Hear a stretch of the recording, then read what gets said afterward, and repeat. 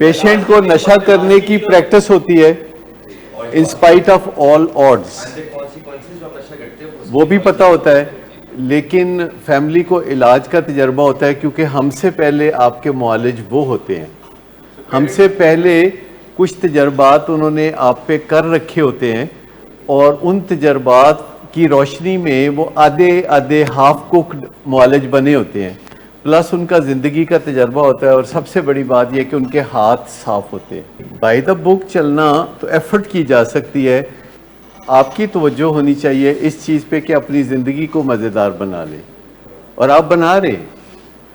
آپ کی زندگی اگر دیکھا جائے، کمپیئر کیا جائے پچھلے سال 2020 میں آپ کی جو زندگی تھی انہی دنوں اگست کے شروع میں، تو how do you compare your life with that? ٹھیک، تو آپ دیکھیں کہ ڈینائل کے 42 ڈیفنس میکنزمز ہیں، 42 طریقوں سے ہم خود فریبی کے جال میں جکڑے رہ سکتے ہیں۔ یہ اتنا مشکل ہے، ہمارا جو دل ہے وہ خود فریبی سے پاک ہو۔ دوسروں کو فریب دینا بری بات ہے، پر اپنے آپ کو فریب دینا اور بھی بری بات ہے۔ کتنا فرق ہے؟ دوسروں کو فریب دینا یہ آپ سب سمجھتے ہیں کہ بہت بری بات ہے، اور اپنے آپ کو فریب دینا تو بہت ہی بری بات ہے۔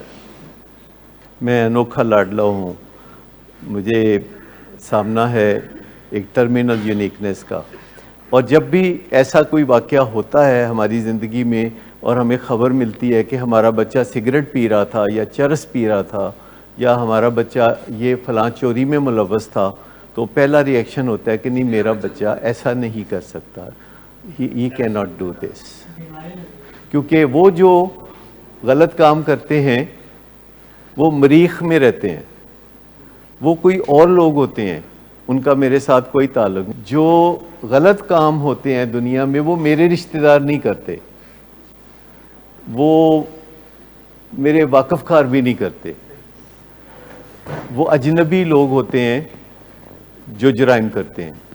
میری ذات سے تعلق رکھنے والا، مجھ سے ملنے جلنے والا، میرا بلڈ ریلیشن شپ، میرا اکوینٹنس یہ کام نہیں کر سکتا، اس کو ڈینائل کہتے ہیں۔ اور جب بندہ ڈینائل میں ہوتا ہے تو وہ ولنریبل ہوتا ہے، وہ خطرے میں ہوتا ہے۔ جب کوئی ڈینائل میں ہوتا ہے تو اس کو شدید خطرہ ہوتا ہے۔ اسی لیے میں بات کر رہا تھا وہ ٹیون ان سیشن میں کہ ہمیں ٹالرنس سے بچنے کی ضرورت ہے۔ آپ سمجھتے ٹالرنس کیا ہوتی ہے؟ ٹالرنس نہیں، یہ تو ترجمہ ہو گیا نا اس کا، ٹالرنس۔ چلے یوں شروع کرتے ہیں، ڈرگ ٹالرنس کیا ہے؟ ڈرگ ٹالرنس، ڈرگ ٹالرنس کیا ہوتی ہے؟ یعنی سیم مزے کے لیے مقدار بڑھ جانا، ٹھیک، سیم مزے کے لیے مقدار بڑھنے کو ٹالرنس کہتے ہیں۔ اچھا، یہ جو ماں باپ کے اندر ٹالرنس آتی ہے کہ سیم بدتمیزی کے لیے برداشت بڑھ جانا، یعنی پہلے دروازہ بینگ کرتا تھا تو بڑا غصہ آتا تھا، اب دروازہ بینگ کرے تو ہم کہتے ہیں تو کر دے سی۔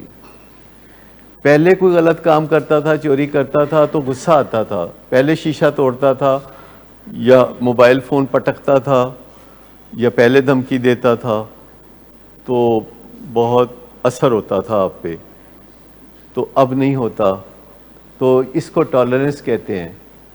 لیکن جو سینسٹیو بندہ ہوتا ہے وہ ٹالرنس ڈیولپ نہیں ہونے دیتا، بدتمیزی کے لیے ٹالرنس ڈیولپ نہیں ہونے دیتا، گالی گلوچ کے لیے ٹالرنس ڈیولپ ہونے نہیں دیتا۔ سمجھدار آدمی اپنا ترازو صحیح رکھتا ہے، اسے کیلیبریٹ کر کے رکھتا ہے۔ کیلیبریشن سمجھتے کیا ہوتی ہے؟ کیلیبریشن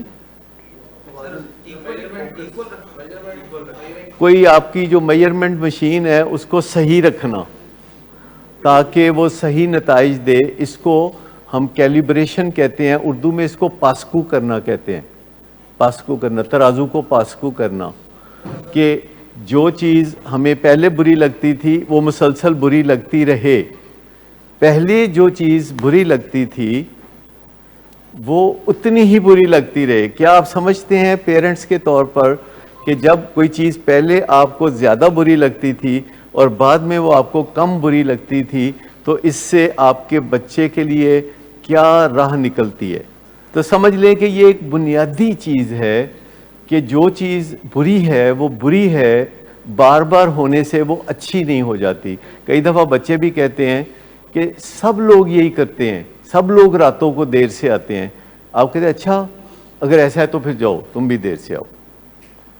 تو اگر کوئی ایک بندہ غلط کام کرتا ہے تو بھی وہ غلط ہے، 2 بندے کام غلط کرتے ہیں تو بھی غلط ہے، 1000 بندے غلط کام کریں گے تو وہ صحیح نہیں ہو جائے گا.